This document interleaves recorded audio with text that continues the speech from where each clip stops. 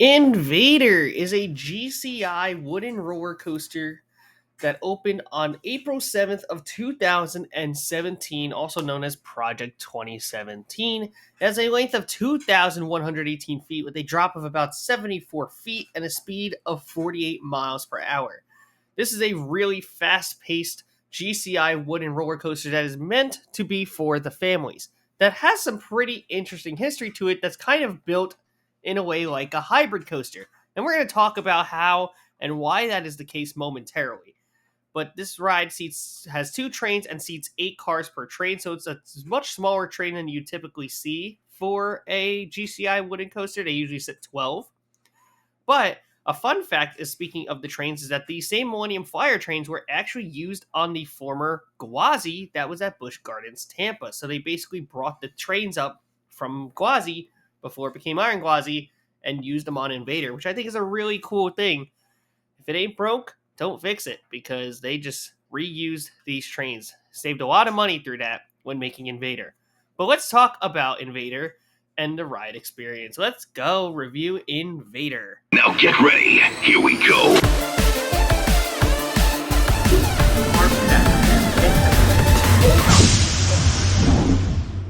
Now, as with every roller coaster review on our channel, we have to talk about how to get to the ride before we experience the ride.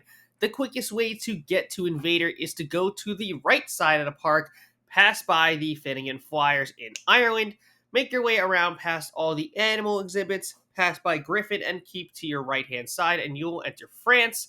And you want to enter the New France section, which is where you will find Le Scoot, as well as the train station, and InvadR is going to be right there with an imposing battering ram front entrance. It's a really cool front entrance sign for a ride that's in a way based around Vikings in this sort of aspect of way. I think it's really, really cool that they were able to incorporate that into this roller coaster. Now, as I've mentioned before, it is a GCI roller coaster. It is a wooden coaster, which is what GCI makes, but they had to incorporate some steel into the track. You will notice that there's a lot of steel used, especially on the supports, and the reason for that is that they were actually concerned about volume, which is also why that there is a tunnel on the first drop of the ride. So when we talk about the ride layout, you'll notice that the roller coaster goes into a tunnel for its first drop. And this is to try to alleviate as much sound from it as possible so that it doesn't ring out very much. Wooden coasters are some of the loudest roller coaster types out there.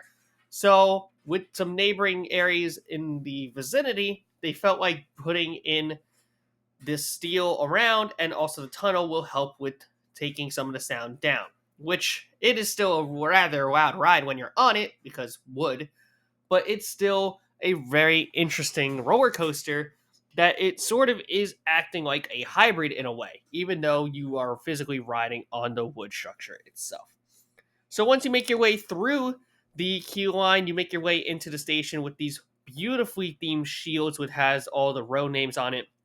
I rode this ride about 3 to 4 times on my visit to Busch Gardens Williamsburg last year. So I've got experience from the front row, and I also have some good experiences from the very back row of riding this roller coaster. So let's talk about everything InvadR and its ride layout. Now, unfortunately, because of where we were in the park, it's very hard to get footage of this ride without going on the train, and that was one of the few things I did not do. So I'm going to do my very best to explain what this ride does. Let's talk about it. So first things first, you exit the station going to the right-hand side. You go down a mini drop, and that takes you all the way around about 90 degrees and more up your lift hill of about 70 feet tall. It is based on a hill, so the drop is a little bit bigger than the actual lift itself. After that, you go down a pre-drop, you turn to the left, you go into that same tunnel that I was referring to earlier, and then you drop down underneath again as you go into the actual ride experience. GCIs are very fast-paced attractions, and this one is certainly no exception to that. Once you drop down, you turn to the right. You go through a couple pops of some airtime as you make your way straight past across. You go through a couple of turnarounds as you are absolutely sent into these corners. You keep going through these mini bunny hops, laterals, so on and so forth. You take a left-hand turn.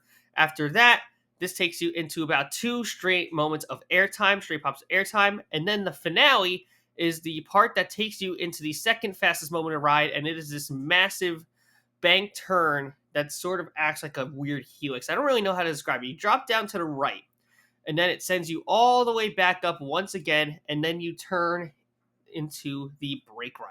It's a very wacky and very short layout. Again, it's only 2,000 feet of track that you are working with here. So you're not going to expect this ride to be a very long ride.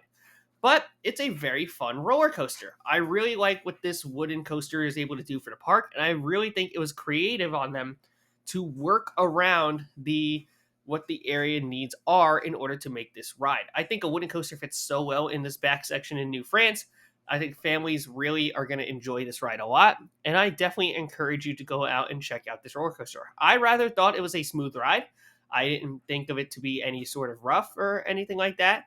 This is a roller coaster that has a lot going for it in many different aspects as well. So let me know what you guys think of InvadR at Busch Gardens Williamsburg. Don't forget to leave a like, comment, subscribe, and always thank your ride operators. Have an amazing rest of your day, and I will see you all in the park very soon. Goodbye. Here we go. Park 10.